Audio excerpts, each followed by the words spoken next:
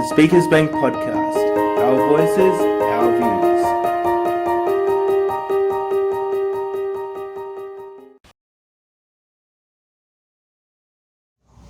Hello and welcome to another episode of the Speakers Bank Podcast. Our voices, our views. My name is Joel. My name is Rupina. And we're here today with Leigh, who will share her experiences with living with a disability. Thanks, Leigh, for coming in today. Thanks, Leigh. So what age were you when you first started writing?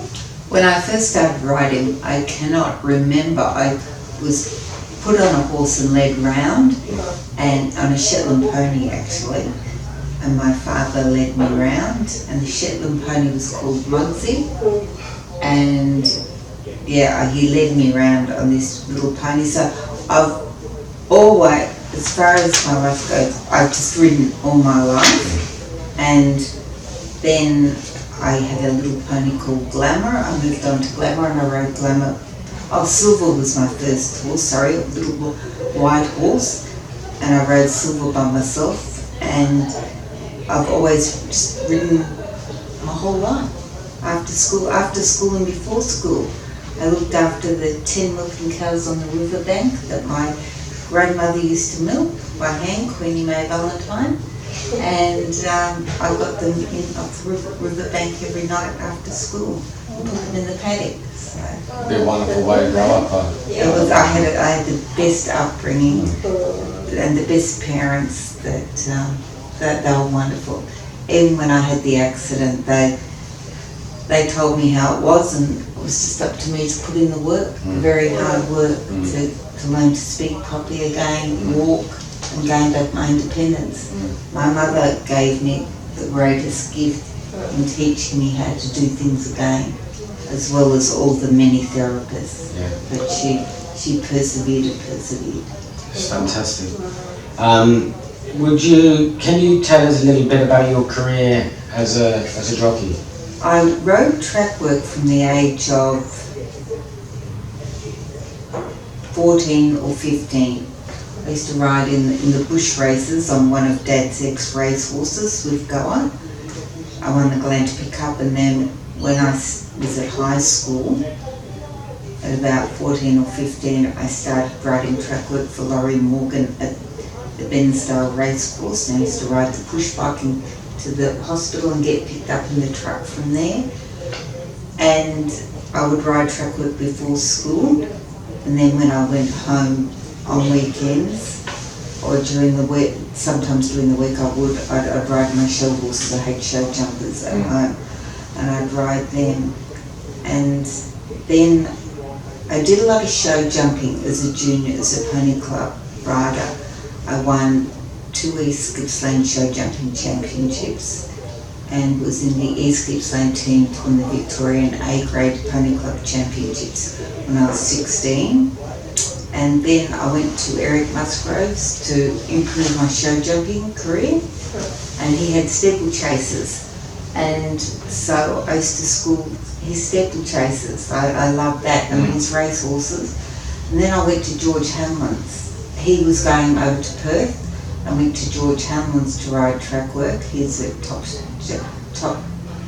trainer. He trained Melbourne Cup winners.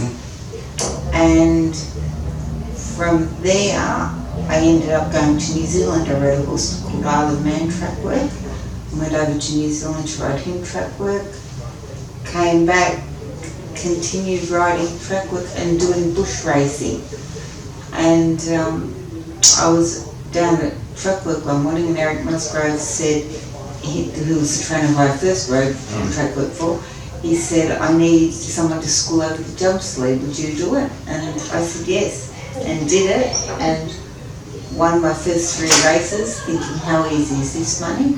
On my 9th race ride, then I went forward.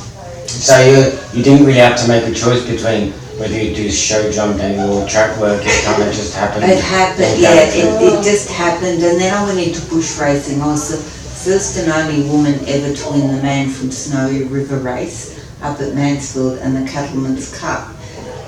I was at a girlfriend's wedding, and her uncle was Ken Conley, who did the stunt riding for Tom Burlinson in the Manford Surrey River, and Dad made a bet with him that I would finish a place in it, and I won that race, and then went on to the Cattleman's Cup, and I won that, but they changed the rules of the race after I won it and gave it to a man. Oh, right. And I said, and they interviewed me on radio, and I said, how are the cattlemen supposed to keep their leases when they can't even run a race properly? But it is what it is, and So that kind of leads into the next question. Yes. Did you face any discrimination in the field because of your gender, and how did you navigate it? In the bush racing, they brought it in, if you rode against the ladies, you couldn't ride against the men. If you rode against the men, you couldn't ride against the ladies. So Dad said, what are you going to do? I said, I'll ride against the men. So that put me out of the ladies' races. But then I had that experience in the Cattleman's Cup. And Dad said, go and do jumps racing, because he was against it. But then he said, if you want to do it, go and do it. And if you did jumps racing, you couldn't ride in the bush races. So that finished that part of my life, which I wasn't too disappointed about, because they were bringing in all the rules and regulations and then they had to carry weight. They had to carry 76 kilos, I think. If I rode against the men, I had to carry a lot of weight. So But when I was in the jumps racing, I just listened to Eric, to his instructions. He was amazing and still is amazing. And I just listened to him, and I never ever took any notice of it if I was discriminated against, or he just put me on. If I rode the horses properly, he let me ride them. If they jumped well. So I never... So it's about your talent and your skills rather than your gender. Yeah, that's what it was with it. Eric was very good. Yeah, in supporting me, and so have all the trainers been who I rode for track work. Like George Hanlon, Ross McDonald, Ian Saunders, Jim Conlon. They were all very fair, and Oh, that's great. Are there any horse riding opportunities or programs available for individuals with a disability? If not, how do you think they could be implemented within the community? I think riding for the disabled, for people with disabilities, is excellent. And they had a mobile unit that used to be at Caulfield Racecourse. And that was absolutely fantastic. The riding instructors there were absolutely brilliant. And I can't think, Mary Longdon, I think, she's world famous. She's amazing. And Andy Rouget, she was absolutely brilliant in getting me back riding. I think she's got a place at Tooradin where you can ride. And there's also Miranda Riding School was absolutely fantastic. I rode a little horse called Vegemite there, and a horse called Chloe, and Jenny Robson. She was just brilliant, absolutely brilliant. It's the instructors that they have over here are absolutely superb. And how long was it after your rehabilitation that you got back on a horse? Dad wanted to put me on straight away, but I knew I needed to learn to walk. That was more important before I rode. And he always said, you're scared.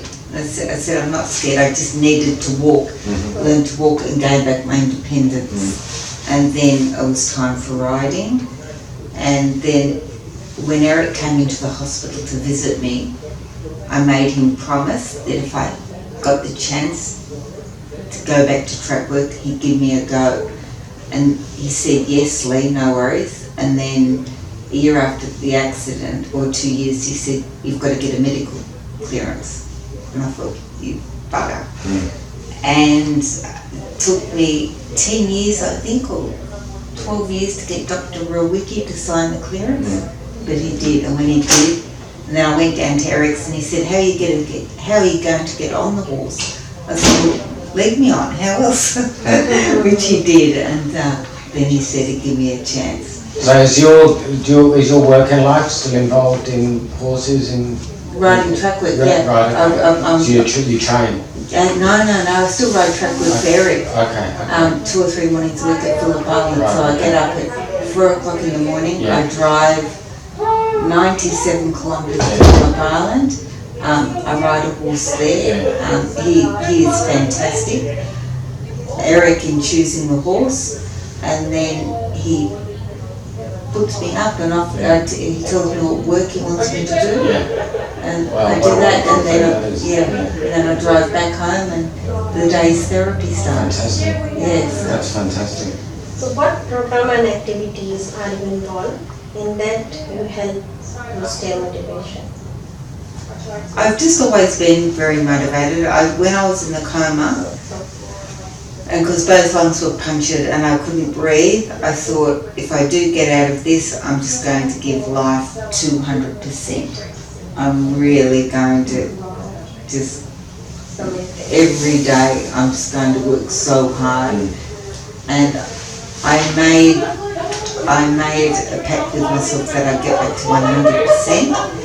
And a physio said to me, Leigh, it doesn't matter how hard you work, you'll never get there. I said, I'm not the one with the problem, you are, because you're working with me. Yeah. So, and that's just what I've always had the understanding.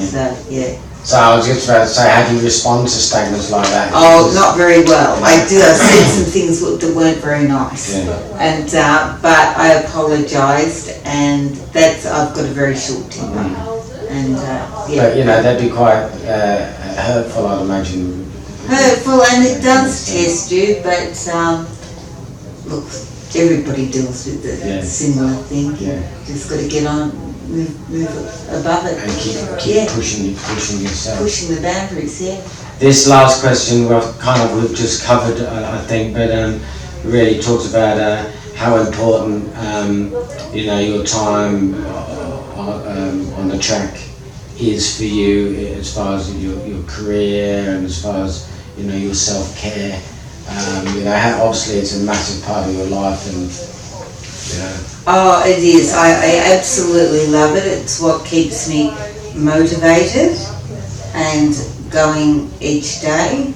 And the horses, I love the horses, just being with the horses. It's fantastic, and you're out there on your own. And the environment that you surround yourself in would be wonderful. And the people, some of the people, some are a little bit strange, like as in they don't know how to react to people with disabilities. But on it, you just move on. You just get on with it. And have you had the chance to work with any young riders, or to impart some of your knowledge or anything like that? Or? At the Buck and Pony Club, at times I've called down there and given some advice, and so it's been good. It's been very good.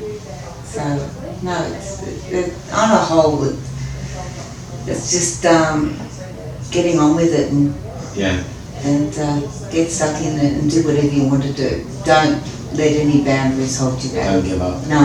And what's your latest injury? I went out the back steps. I was rushing down the back steps. It was wet and dark, and I fell. Right. Okay. And dislocated the shoulder badly and did the rotator. So you're not riding at the moment? Not at the moment, no.